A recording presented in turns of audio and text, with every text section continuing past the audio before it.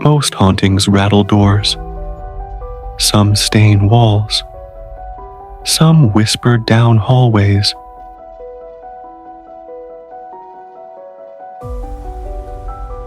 After the lights have been turned off, this one built a school. Not with screams, not with blood, but with patience. Welcome to tonight's true case file, the Walsh Jesuit High School Scholarship Genie Lamp Case File, case file number G776420, acquired via estate cleanout, Summit County, Ohio. Before we begin tonight's case file, go ahead and grab something warm. Coffee, tea, hot chocolate, something that steams, something that curls upward in slow white ribbons. Because there is something about rising warmth, about vapor twisting in the air, that mirrors the way certain entities prefer to appear. Comforting at first, familiar, harmless. The jinn we're discussing tonight does not erupt in flame. It does not roar from the shadows. It does not rattle chains in abandoned corridors. It waits, like heat inside metal, like breath trapped inside brass. So settle in, wrap your hands around your cup, feel the warmth press into your palms. And as the steam lifts and disappears, consider this. What if something else has always been listening in the space between want and fulfillment? What if some wishes do not require a desert or a cave, but an institution, a signature, a quiet prayer whispered into paperwork? Tonight's case file is not about a genie of spectacle. It is about a jinn of structure. And it has been patient, very patient. Now, let's open the file.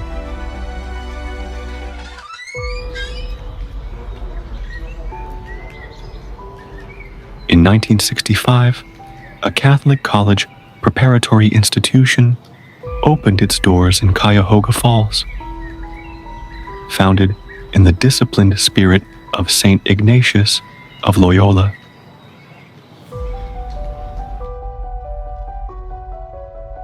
Structured in devotion, order, and intellectual rigor, it stood as a testament to faith, sacrifice, and legacy.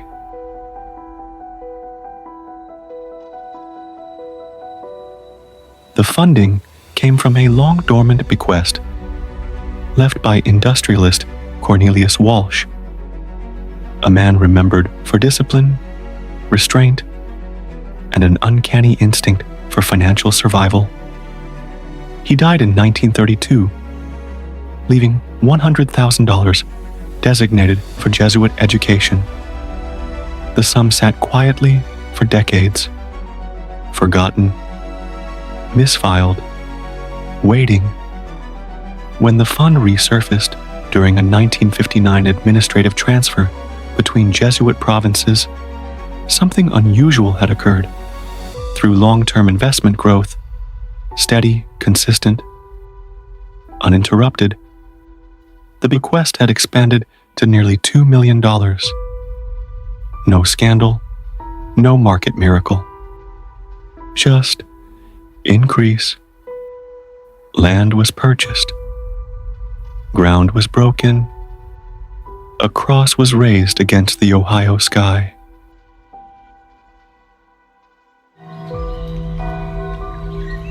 And in the fall of 1965, 153 freshmen walked through doors made possible by a promise spoken.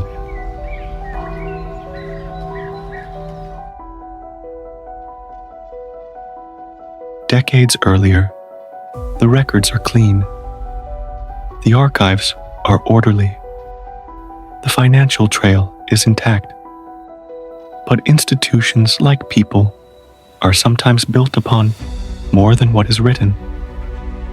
Because long before the cornerstone was laid, long before tuition checks were written, long before scholarships began rescuing the desperate at the exact moment of collapse, something else may have been listening. Not in the chapel, not in the classrooms, but in the space between intention and outcome. Most hauntings attach themselves to places of tragedy. This one appears attached to ambition. And if the rumors are correct, if the object recovered during a Summit County estate cleanout truly belonged to the earliest administrative offices, then the question is no longer whether something supernatural built this school. The question is, what exactly was promised in return? The records are clean. Walsh died in 1932. $100,000 designated for Jesuit education. Rediscovered in 1959 during province transfer. Investment growth reaching almost $2 million.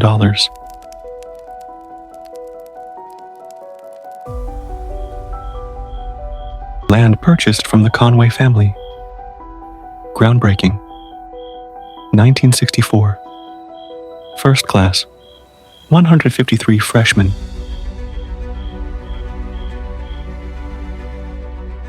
Fall, 1965. All verifiable. What is not verifiable is the lamp. Recovered during a Summit County estate liquidation. Description: medium brass oil lamp. Middle Eastern stylistic influence. 20th century casting. Unusually heavy, hybridized etching patterns. No singular origin. Chain attached to spout affixed early Walsh Jesuit scholarship pin. Mid-1960s insignia. No maker's mark. No donor record. The lamp does not appear in official inventories prior to the late 1970s.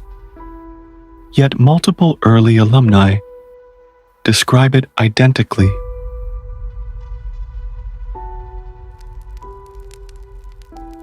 It wasn't decoration. It felt symbolic. But no one would say of what. It was never displayed publicly. It remained in private, administrative offices, always near paperwork, always near signatures.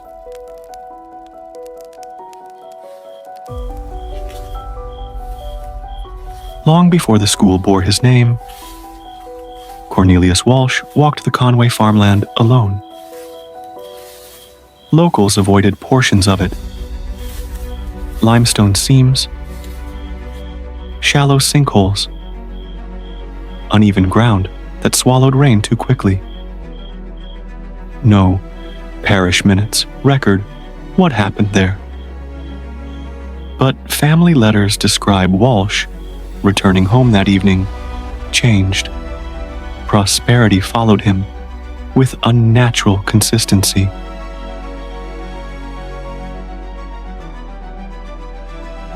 Factories that should have collapsed stabilized.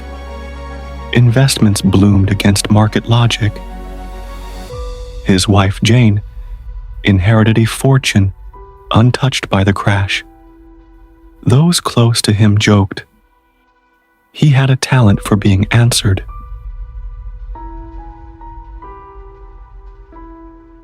The Jinn theory. The name appears in no diocesan archive, but in later private journals discovered among estate materials. One word repeats: Qasr al-His, translated loosely, the palace that listens. Not a fiery demon, not a trickster spirit.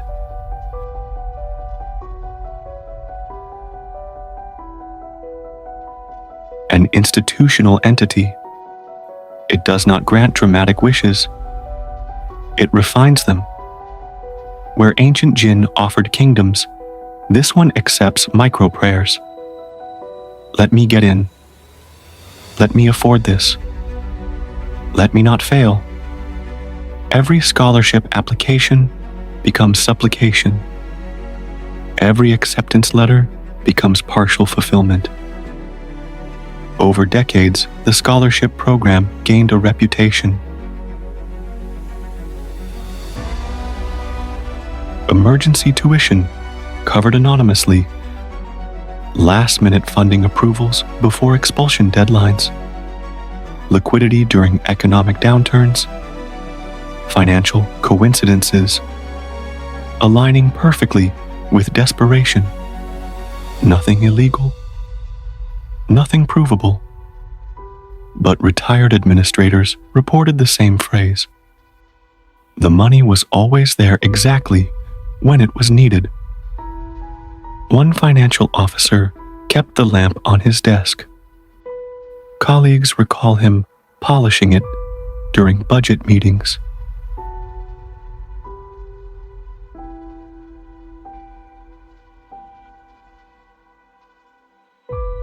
He died unexpectedly in 1998. Manifestations began after.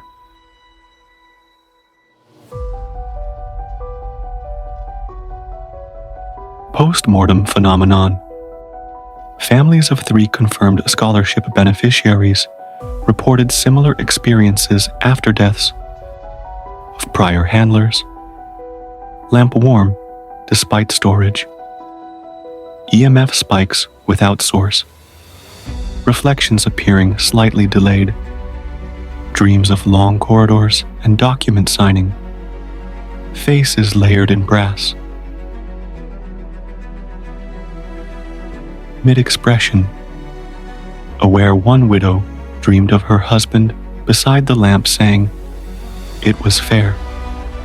Another heir claimed she began dreaming from her father's perspective. Not of him, but through him.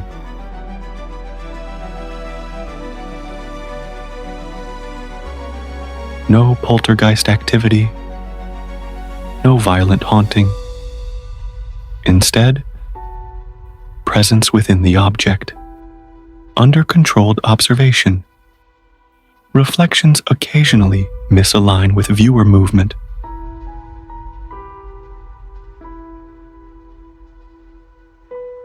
High-resolution photography captures faint shadow layering.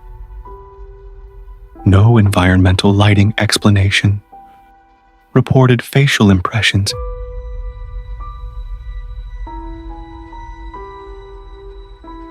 None appear distressed. None appear peaceful. They appear retained. Systemic feeding. If the jinn exists, it has evolved. It no longer binds itself to one desperate man in a field. It feeds through institutions, through structured hope, through ambition sanctified as devotion. It does not take payment immediately. It waits. Theories suggest that post-mortem consciousness may be absorbed as impression, not trapped, but integrated. Joy, relief, gratitude, layered into a listening architecture. A foundation built on gratitude becomes a battery.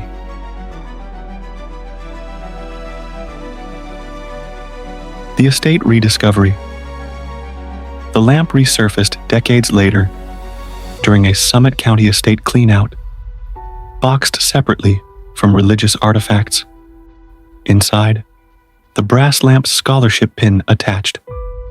Typed note, in fulfillment of a promise. No signature. The deceased benefactor had documented ties to Catholic fundraising. Family reported recurring dreams of hallways and document signing in the months before death. No psychiatric history. Internal fracture. Recent accounts suggest instability within the object. Witnesses describe excessive heat from the scholarship pin, reflections shifting into expressions of doubt, scholarship disbursements occurring too cleanly, prompting audits, committee disagreements where none existed before. If Qasr al-His was sustained by structured devotion, what happens when faith becomes casual, when wishes are made without reverence?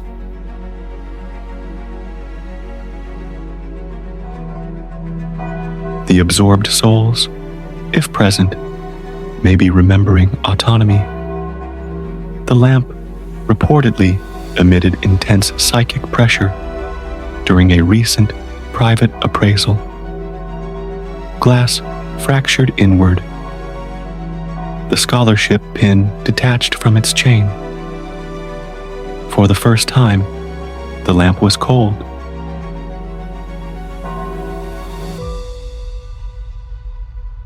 The final offer. One witness describes a dream, an open field, the lamp on bare stone, a presence seated beside it, diminished. It offered a final bargain.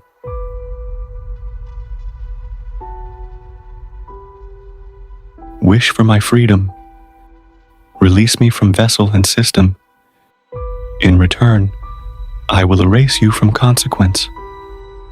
No wealth, no power, only absolution. The witness claims he refused. There is no documentation confirming the outcome.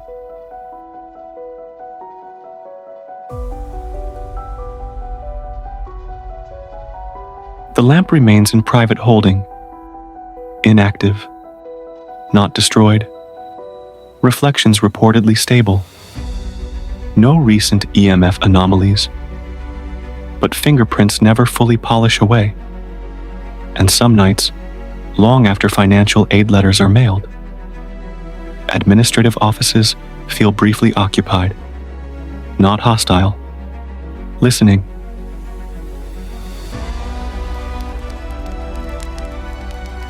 Not every prayer bends a knee. Some fill out forms in careful threes. Some sign their names in quiet blue and call the paperwork a plea. Not every demon shows its teeth. Some audit hope beneath belief. Some balance ledgers, line by line, and harvest thanks like ripened grief. A field remembers what was sworn. A school recalls the day it formed. A lamp remembers every hand that brushed its brass, both cool and warm.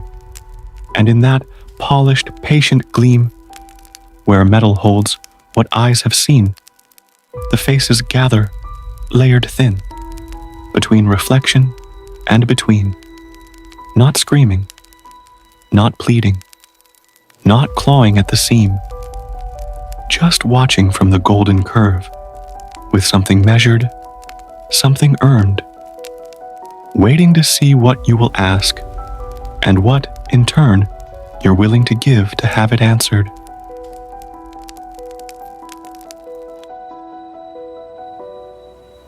This has been a true paranormal case file. Walsh Jesuit High School Scholarship, Genie Lamp, case file G776420. Official records confirm a bequest. They confirm land purchases. They confirm investment growth. They do not confirm a brass lamp. But if legacy is a form of wish, and institutions are engines of belief, then perhaps the most powerful bargains are the ones no one realizes they are making. If this file moved you in any way, take a moment to like, share, and subscribe for more investigations into the quiet architecture of the unseen. I'm Four Winds. And remember, not all hauntings live in houses. Some live in foundations. Good night.